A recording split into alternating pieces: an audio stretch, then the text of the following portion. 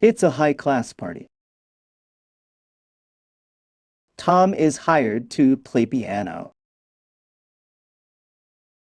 He wears a Princeton jacket. But it's not his. Because of that jacket,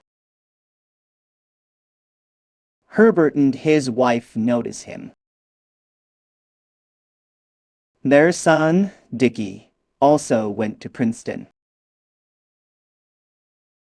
But now he's in Italy, living a wild life by the sea. He spends money like water. Herbert says, "Since you went to the same school, maybe he'll listen to you. Bring him home, and I'll pay you $1,000. Tom knows the truth. He wore that jacket by mistake. He wants to say no, but Herbert is too pushy. $1,000 is big money. So Tom agrees. He travels all the way to Italy. The town is small and sunny. Many Americans lie on the beach. Soon, he finds Dickie. A tall, handsome young man. Dickie is rich and handsome. He has a girlfriend named Marge. Tom has no sandals. And his skin is so pale. He doesn't look like a tourist. He forces himself to say hi. "Aren't you Dickie Greenleaf?" What a small world. Marge is friendly and warm. She says, "Let's have dinner together." Tom smiles. That's great. The next day, Tom comes for dinner. He tells the truth. "Your father sent me." He even copies Herbert's voice. Dickie laughs in shock. "You sound just like him. But I'm not going back. I love it here." Tom says goodbye, but drops a record on purpose. It's a jazz record. Dickie loves jazz. Now Dickie is interested. "Hey, stay a few more days." That night, they go to a jazz club. Dickie sings and dances. Tom watches with joy. Dickie has his own plan.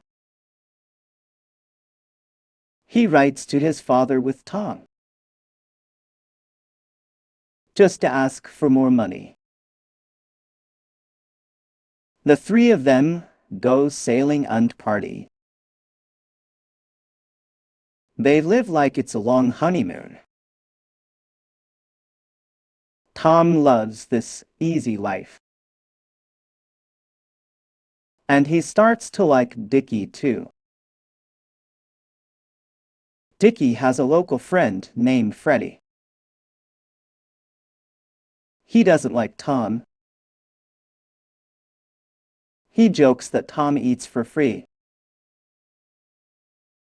One day, they watch a ceremony by the sea. Suddenly, a young woman's body floats up. She was someone's fiancé. She fell in love with Dickie. They had an affair. She got pregnant.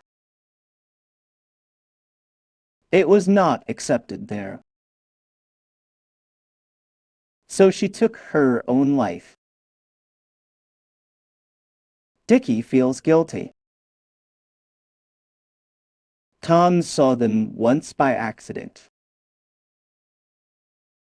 Dickie is tired of Tom now. He wants Tom to leave. Tom feels sad. At the festival, Tom speaks from his heart. He says he loves Dickie.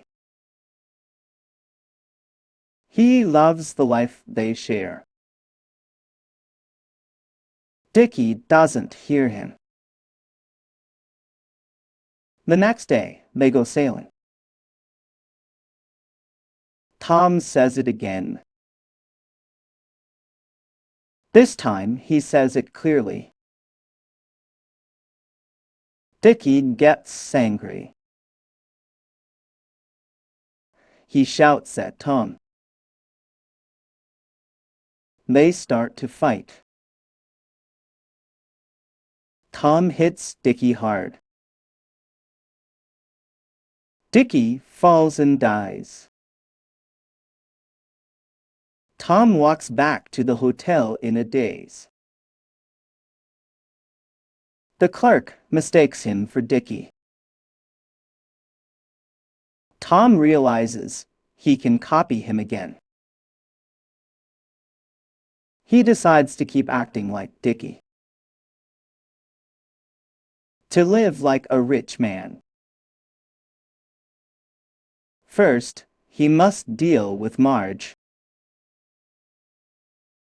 He writes a breakup letter. He signs it as Dickie. The letter says Dickie will stay in Rome.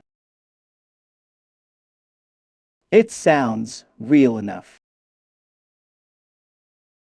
Marge once talked about marriage. Dickie never liked that. Maybe that's why he left. Then Tom checks into two hotels. One under Dickie's name, and one under his own. He calls each hotel to leave messages. So it seems Dickie is still alive. He copies Dickie's signature at the bank. Then he buys clothes at Dickie's tailor. One day, Tom meets a rich American girl. Her name is Kate. She works in the fashion business. They meet by chance in Rome. Tom once talked to her at the train station. He used Dickie's name back then. He thought he would never see her again. But now they meet again. So he keeps using Dickie's name. They like each other. They go out together. Kate takes Tom to the opera. There, he sees Marge. Marge is with an American friend.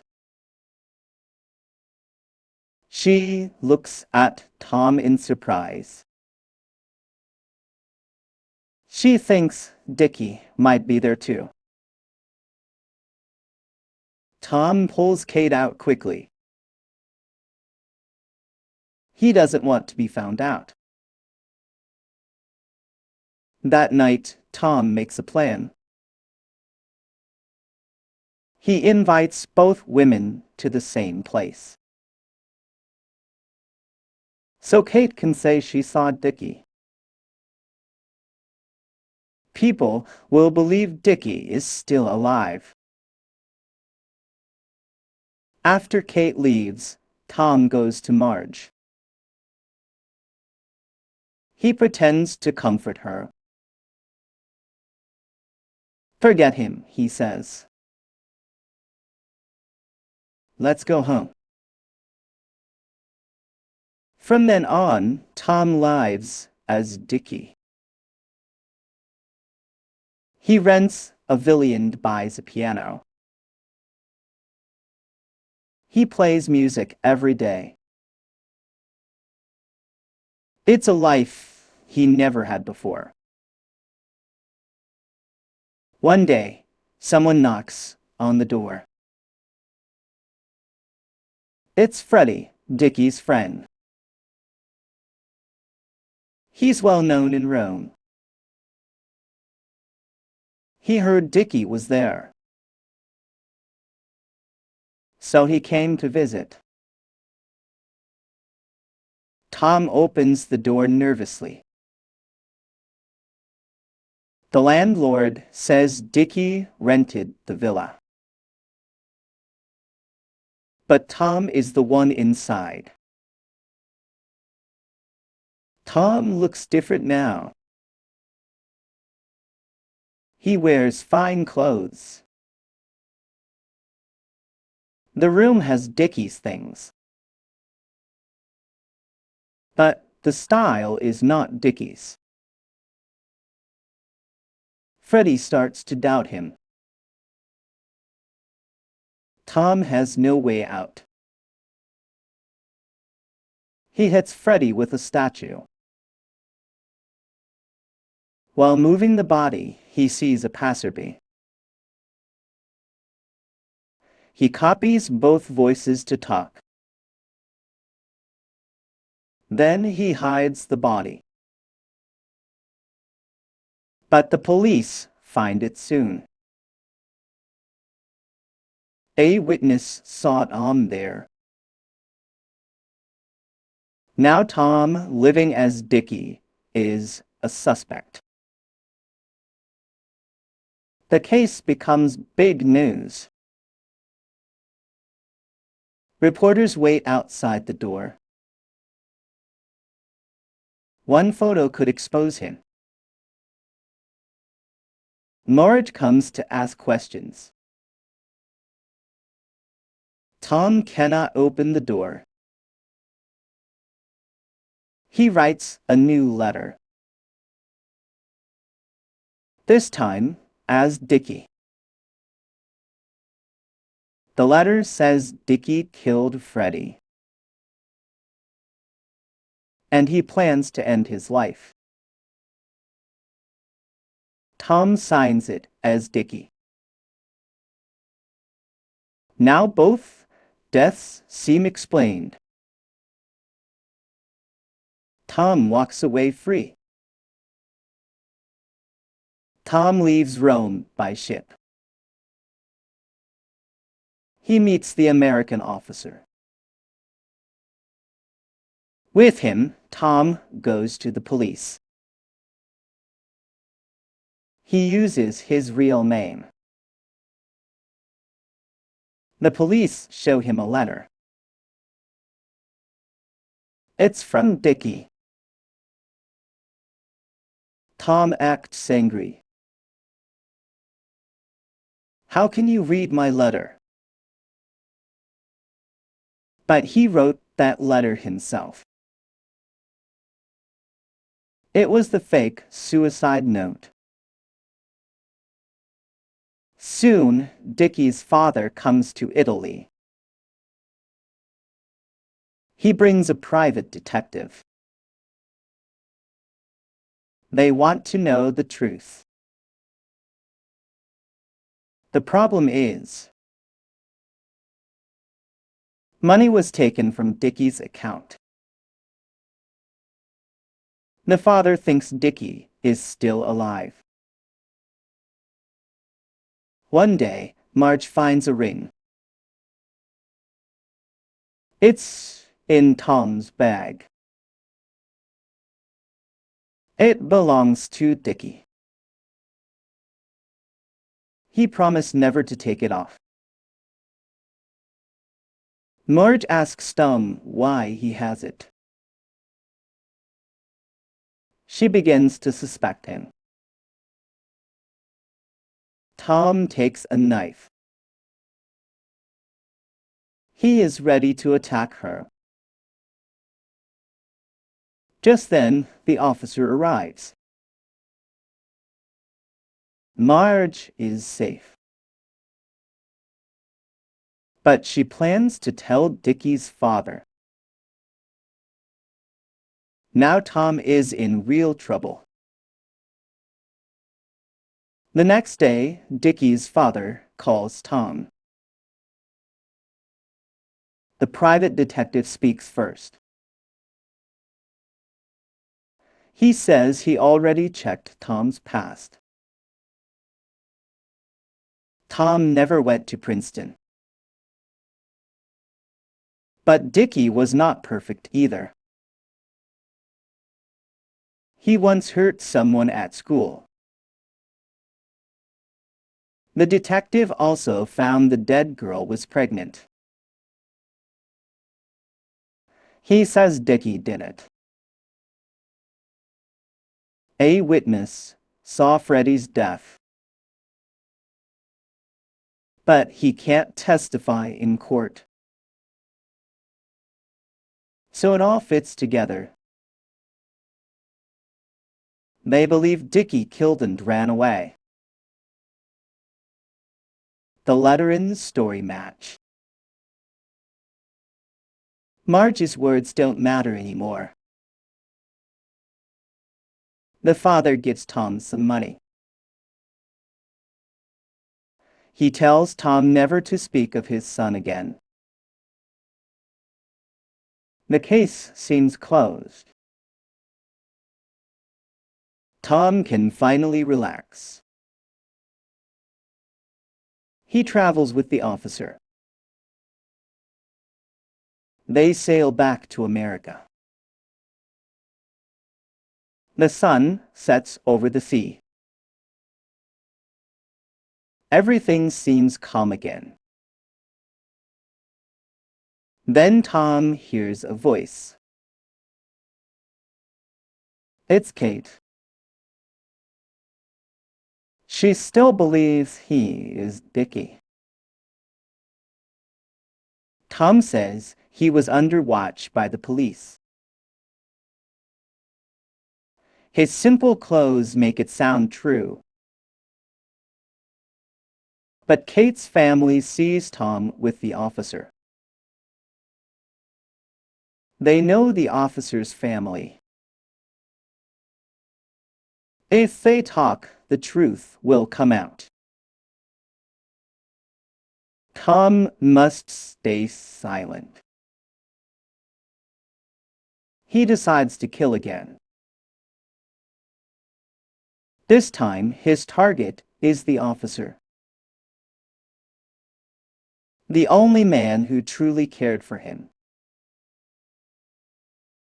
Tom falls deeper into the dark. There is no way back.